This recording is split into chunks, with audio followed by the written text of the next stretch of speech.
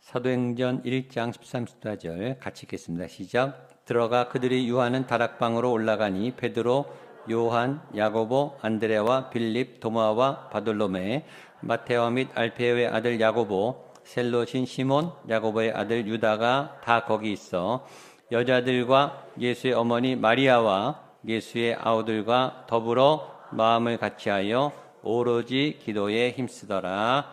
아멘. 기도하겠습니다. 하나님 아버지, 성령님 이곳에 말씀을 열어주시고 또 말씀으로 계시하여 주시고 우리 마음에 성령의 불이 임하고 성령의 평강이 임하고 성령의 생명의 능력이 임해서 치유가 일어나고 회복이 일어나고 돌파와 확장과 충만, 돌파, 확장, 충만, 벽에 부딪히고 무너지고 절망했던 우리의 삶에 새로운 문이 열리고 돌파하고 확장하고 충만한, 특별히 우리의 믿음의 기도 가운데 기도의 문이 열리고 영역이 회복되고 또 다음 세대를 향하신, 이 나라를 향하신, 목양교회를 향하신 하나님의 뜻이 풀어지고 풀어지는 은혜가 있을 줄로 믿사오니 주여 말씀을 통해 우리를 만나 주옵소서. 예수님의 이름으로 기도합나이다. 아멘. 오늘 우리가 모인 이유는 기도하기 위해서입니다. 우리가 기도해야 하는 까닭은 하나님이 우리의 기도를 원하시기 때문입니다. 오늘 우리가 기도할 때 하나님의 구름기둥과 불기둥이 나타나고 또 인생의 삶의 줄기가 잡히고 방향성이 잡히고 꼬이고 얽혔던 삶의 문제들이 풀리고 여러분의 삶이 해석되고 예배를 드리고 하나님을 만나면 인생이 해석돼요. 고난이 해석됩니다. 그리고 내가 걸어왔던 모든 이 얽혔던 관계들이 풀어져요. 수수께끼 같던 게 신비하게 풀어집니다. 그리고 치유가 일어나요. 그런 놀라운 은혜가 여러분에게 나타날 줄로 믿습니다. 오늘 마가의 다락방에 120명이 모인 그 상황에 대한 기도입니다. 제가 여러 번 설교해서 아마 아신 분들 알겠지만 그러나 이 말씀을 주셨기 때문에 또 반복합니다. 마가의 다락방에 120명이 모였습니다. 예수님이 승천할 때는 500명이 그 현장에 있었습니다. 예수님이 부활하시고 승천하신 현장에 500명이 있었어요. 예수님의 부활을 받고 예수님의 승천을, 예수님이 여기서 그냥 하늘로 올라가시는 승천을 500명이 봤어요. 근데 마가의 다락방에는 몇 명이요? 120명. 몇 명 사라졌어요? 380명 없어졌어요. 예수님의 승천, 그 기적을 보고도 380명이 사라진 거예요. 왜 120명이 남았을까요? 120명이 남은 것도 기적이에요. 왜냐하면 현실이 녹록지 않습니다. 이들이 결사적으로 기도한 세 가지 이유가 있습니다. 첫 번째는 일단 예수님이 없습니다. 예수님이 올라갔어요. 예수님의 부재, 예수님이 다시 오시겠다 말씀하셨지만 예수님 때문에 직업을 버렸고 가족을 버렸고 인생을 던졌어요. 3년 내내 그 예수님을 따라서 그분의 기적을 받고 그분의 말씀을 들었고 그분의 부활을 봤어요. 그분이 구원자라고 믿었고 그분께 인생을 걸었는데 그분은 지금 없어요. 믿었던 든든한, 존경했던, 의지했던 사람의 부재, 그것처럼 위기가 어디 있겠습니까? 어디로 가야 될지도 모르겠고 무엇을 해야 될지도 몰라요.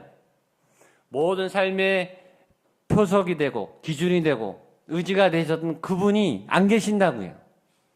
첫 번째 위기예요. 두 번째, 예수님이 예루살렘을 떠나지 말랍니다. 예루살렘 어떤 곳이죠? 예수님을 죽인 권세와 그 권력자들이 있는 그 현장이에요.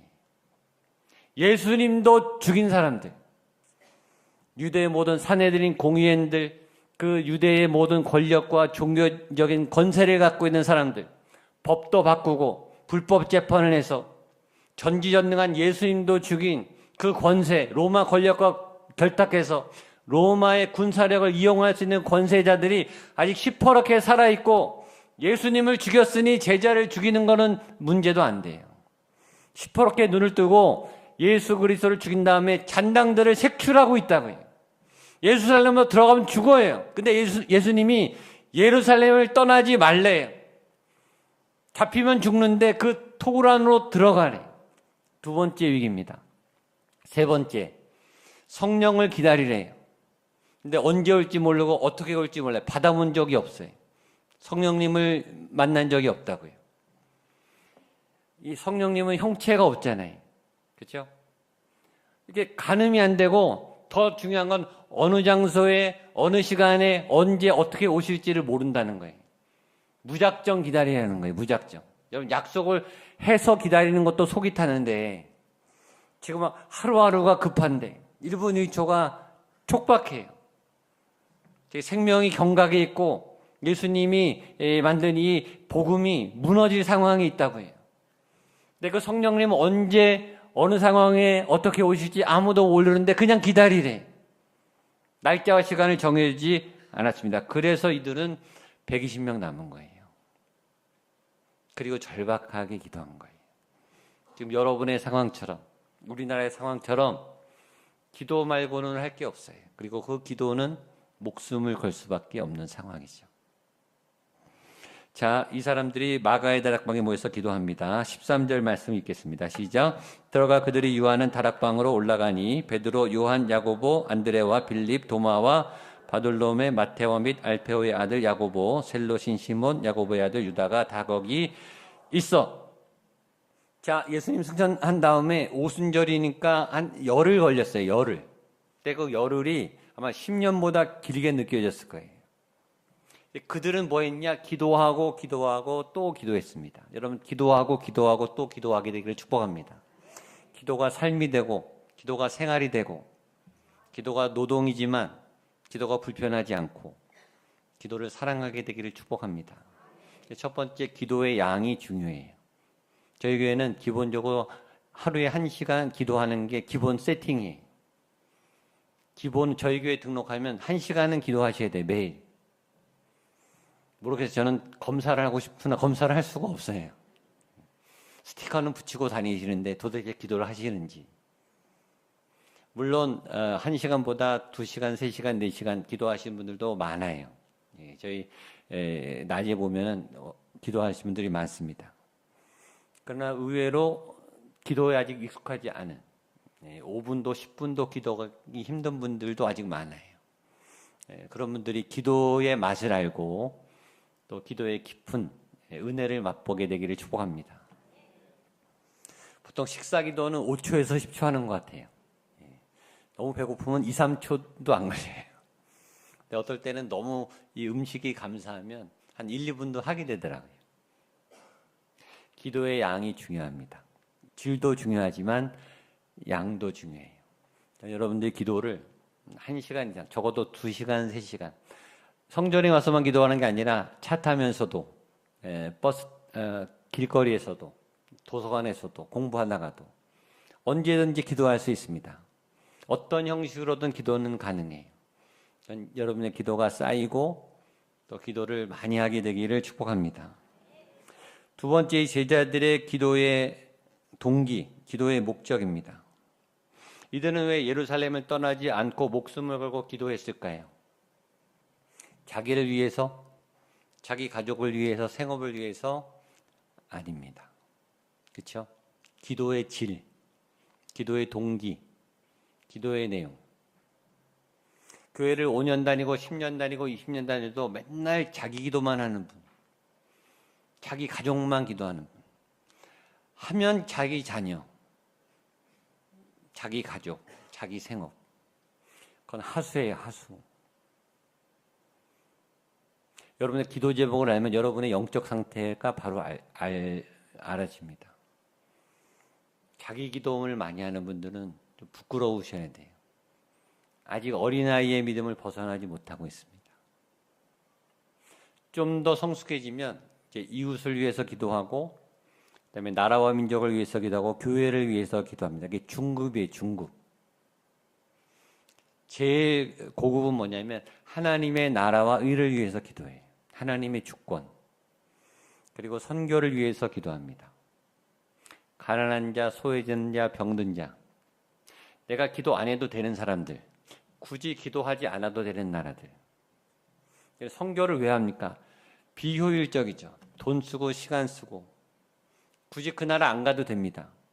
그 나라에 선교사 안 파송해도 됩니다. 어려운 이웃 안 도와줘도 누가 뭐라고 안 그래요. 그러나 굳이 안 해도 돼 그 일을 하는 게 제일 하나님이 기뻐하시는 기도예요. 이들은 왜 모였는가? 자기를 위함도 아니고 생업을 위함도 아니고 진로를 위함도 아니에요. 성령님을 위해서 기도했어요.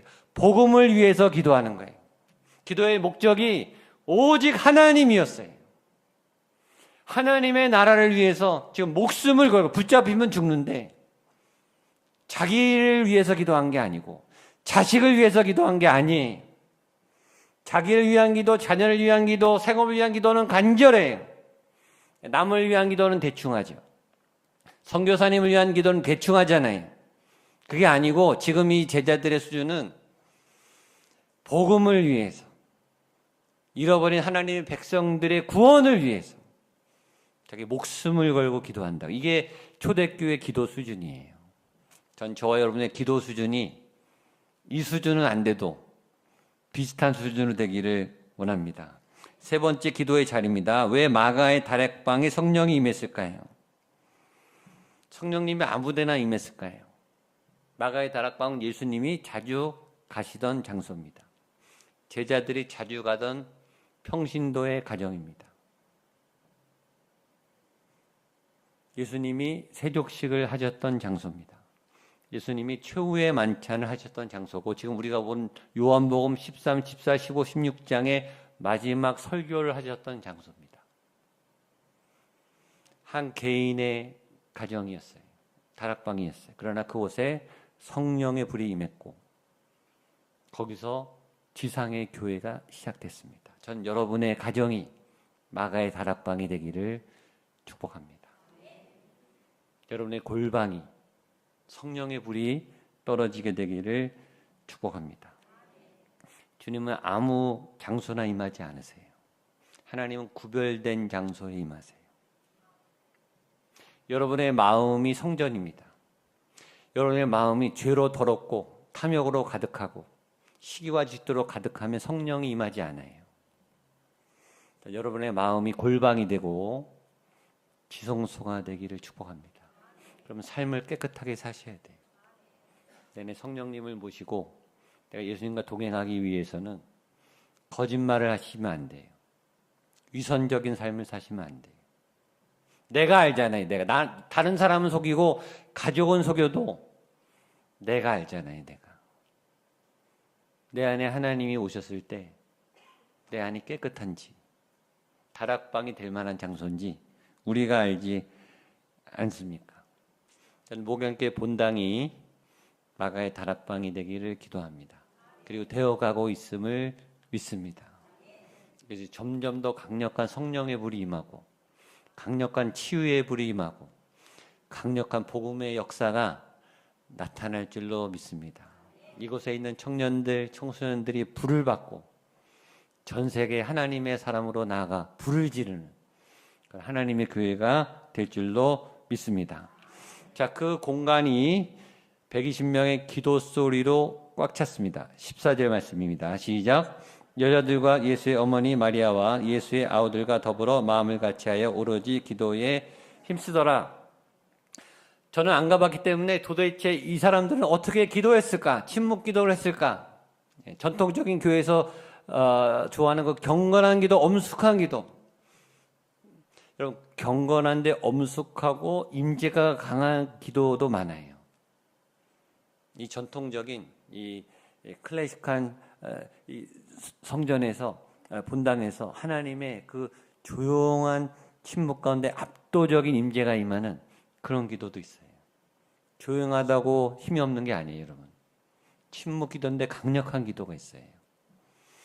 조용히 읊조리는데 강력한 기도가 있어요. 순복음처럼 저희 교회 스타일, 기도원처럼 부르짖고 방언들하고 막 소리 내는 그런 기도가 있어요. 기도의 스타일이 어떤가는 중요하지 않습니다. 그러나 그 기도는 영의 기도였습니다. 하나님을 향한 기도였고 하나 되는 기도였어요. 하나님의 영이 임해서 불이 날 정도의 강력한 기도였습니다. 그리고 그것이 기도로 울리기 시작했습니다. 14절 한 번 더 보겠습니다. 시작. 여자들과 예수의 어머니 마리아와 예수의 아우들과 더불어 마음을 같이하여 오로지 기도에 힘쓰더라. 아멘. 따라서 오로지 기도에 힘쓰더라. 오로지 기도에 힘쓰더라. 옆에 분에게 오로지 기도에 힘쓰십시오. 기도만 한 거예요. 기도밖에 할 게 없어요. 다른 걸 할 수가 없었고 기도만 했어요. 그런데 성령이 임한 거예요. 기도만 했는데 불이 임한 거예요. 기도만 했는데 하늘이 열린 거예요. 여러분, 기도가 제일 강력합니다. 가장 소극적인 것 같고 가장 수동적인 것 같은데 기도는 가장 강력한 하나님의 왕성 활동을 일으키는 가장 강력한 무기예요. 기도가 강력해. 그리고 그 기도가 120명이 우리도 예배에서 보면 알지만 1 플러스 1이 2가 아니에요. 기도는 이게 서로 울려요. 시너지가 생겨요. 1 플러스 1이 10이 되고 100이 돼요. 120명이 모였으니까 기도가 서로 울리기 시작해요. 진동합니다. 공기를 가르고 공간에 진동해요. 공간만 진동하는 게 아니라 하늘문을 열어요. 이 기도가 합주가 일어난다고. 합주가. 이 같이 모여 예배하는 데는 그 파워가 있는 거예요. 예배의 합주, 말씀의 합주, 기도의 합주, 찬양의 합주. 오케스트라가 웅장하고 찬양대가 웅장한 까닭은 이게 소리가 돼서 울리기 때문이에요. 울린다고. 이 울리면 서로 감동이 와요. 이게 강력한 파장을 일으킵니다. 그리고 이 울림이 하늘을 여는 순간 이게 우리 가운데 풀어지는 거예요. 응답이 임하는 거예요. 엘리야의 제단에 불이 임한 것처럼 여러분의 삶의 문제가 풀어지기 시작해요. 내 안에 결박이 풀어진다고요. 약을 먹어도 안 되고 심리치료를 받아도 안 되고 자꾸 재발했던 우울증과 공황장애와 마음의 질병들이 기도의 권능으로 풀어지게 되기를 축복합니다. 압도하는 이 기도에 응답하시는 하나님의 은혜, 이 오순절 마가의 다락방에 임한 기도의 울림, 소리가 크다고 응답이 있는 게 아니에요. 어떤 교회는 시끄러운데 은혜는 없어요. 아주 천박하게 시끄러운 소리 내는 그런 예배팀이 있어요. 소리가 크고 볼륨이 크고 마이크가 좋다고 울리는 게 아니에요. 그 울림 안에 영의 파워가 있어야 돼요. 영의 생명. 여러분의 기도 안에 영적 생명이 들어있게 되기를 축복합니다. 이 120명이 기도했지만 하늘 문을 여는 영적인 파워가 있었어요. 이 120명이 하나가 돼서 하나님만을 구하는 기도가 될 때 강력한 기도가 됐습니다. 이 소리의 능력이, 이 영혼의 소리, 우리의 육적 소리도 되지만 영혼의 소리, 하나님이 소리도 존재하다. 나는 소리다. 빈들에서 외치는 소리, 세례 요한의 말씀의 소리. 이 소리의 비밀을 안 사람이 다윗입니다. 다윗은 목동이었어요. 그러나 거기서 찬양했죠. 시를 썼어요. 그리고 이 다윗은 찬양 사역자예요. 시인이에요. 악기 연주자예요. 그래서 이 소리가 얼마나 중요하고 기도가 얼마나 중요한지를 아는 사람이에요. 그래서 이 다윗이 왕이 되자마자 이 국가적인 예배 시스템을 만듭니다. 우리 역대상 23장 3절로 5절 말씀 보겠습니다. 시작. 레위 사람은 30세 이상으로 계수하니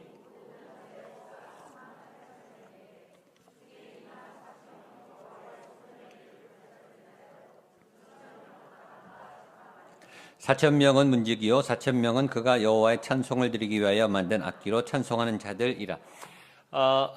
이 다윗이 사무엘로부터 이세 8번째 아들로 기름 부음을 받고 그다음에 골리앗을 이기죠. 그 다음에 왕되기까지 12년에서 15년을 봅니다. 그동안 다윗은 미친 듯이 쫓김을 당하고 국가 특공대로부터 3,000명의 쫓김을 12년 동안 받아요. 그리고 아둘람굴에서 나라를 재건할 공동체를 조직해서 이제 일어나죠. 하나님께 약속을 받았기 때문에 왕이 될 건 알았어요. 그러나 12년, 13년 걸릴 줄은 몰랐어요. 그동안 다윗이 광야에서 하나님이 훈련시키시면서 다윗에게 이 나라에 대한, 하나님의 나라에 대한 소망을 주신 것 같아요. 그래서 다윗이 왕이 되자마자 제일 먼저 한 일은 이 경제 계획도 아니고 안보 계획도 아니고 예배 세팅이 세 가지라면 첫 번째는 법궤를 찾아냅니다. 사울 왕 때 잊어버렸던 법궤를 수해서 그것도 한번 실패하지만 법궤를 갖고 옵니다. 그다음에 다윗의 장막, 성전 지을 생각을 합니다. 세 번째, 조직적인 예배 시스템을 만들고 찬양대를 편성합니다. 이게 다윗이 제일 먼저 한 거예요. 다윗이 왜 그랬을까? 예배 소리, 찬양 소리, 이 말씀 소리를 통해서 이 이스라엘 전역에 하나님이 다스리는 나라, 내가 왕이 아니라 하나님이 나라인 이 나라에 예배가 쟁쟁쟁 울려 퍼지는 시스템을 국가적으로 만든 거예요. 그러면 소리의 중요성을 아니까. 찬양과 말씀과 기도의 능력이 얼마나 강력한지를 자기가 삶으로 체험했기 때문에 자기 혼자만 하는 게 아니라 전 국민이 기도하도록, 전 국민이 찬양하도록, 전 국민이 예배하도록 예배 시스템을 만든 거예요. 그래서 성막에서 성전이라는 아이디어를 생각한 거예요. 원래 하나님의 계획은 성막이, 하나님은 공간에 갇히시는 분이 아닙니다. 지역과 시간에 매이는 분이 아니죠. 솔로몬이 성전을 만들어도 하나님이 말했어요. 나는 그 공간 안에 갇히지 않는다. 하나님은 모바일 템플을 좋아해. 이동하는 천막, 우리 움직이는 교회가 하나님의 아이디어예요. 근데 다윗은 그것도 좋지만 그럼에도 고정적으로 하나님을 예배하는 센터가 있어야 되겠다. 고정적인 장소가 있어야 되겠다. 그래서 다윗의 장막을 만들고 하나님의 성전을 기획한 거예요. 자, 역대상 23장 5절을 보겠습니다. 시작. 레위 사람은 30세 이상으로 계수하니 모든 남자의 수가 3만 8천 명이요. 국가적으로 예배 시스템을 만들기 위해서 예배 사역자가 3만 8천 명이에요. 여러분, 성도가 3만 8천 명이 아니에요. 예배 사역자가 3만 8천 명이, 거의 4만 명이 예배 사역자예요.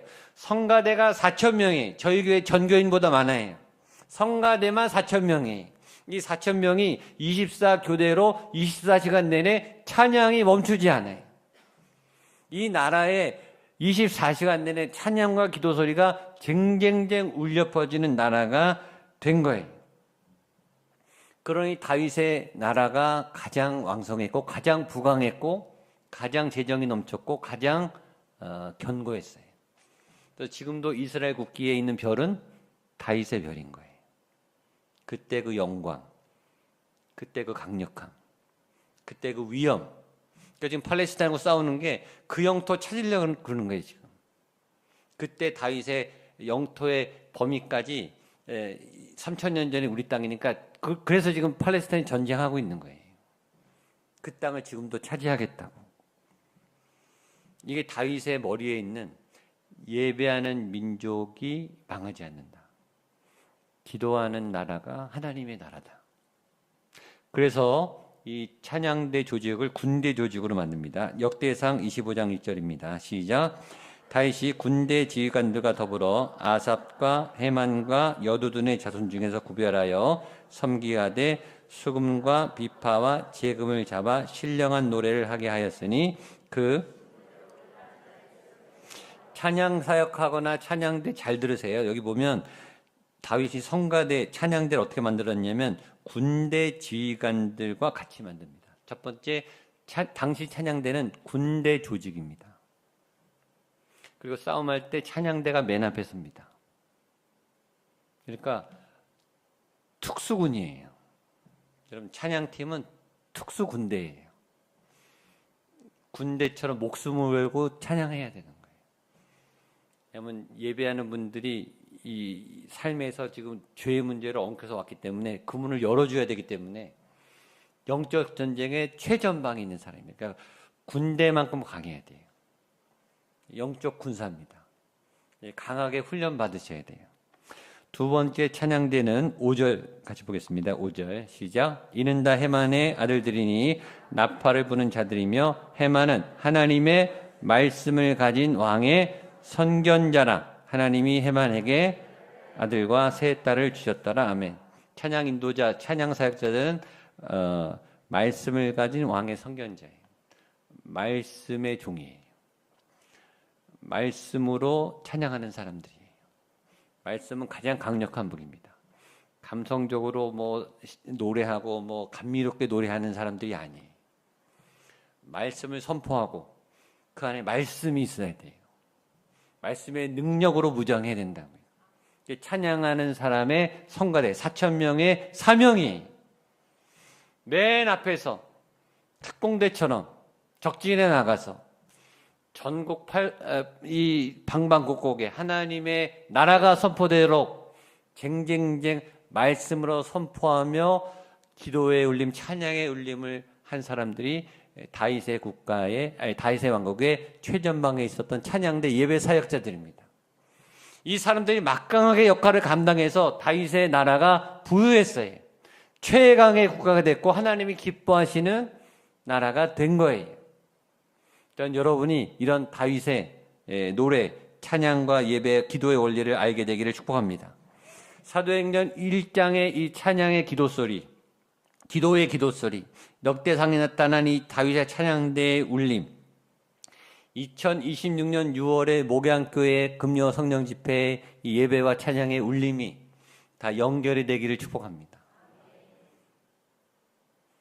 다윗의 그 예배가 우리에게 이어지고 사도행전 1장의 기도의 울림이 이어지는 그 믿음의 영적 바톤을 받아서 내 안에 그 기도 소리가 터져 나오는 우리 목양교회가 되기를 축복합니다. 마지막 시편 19편 4절입니다.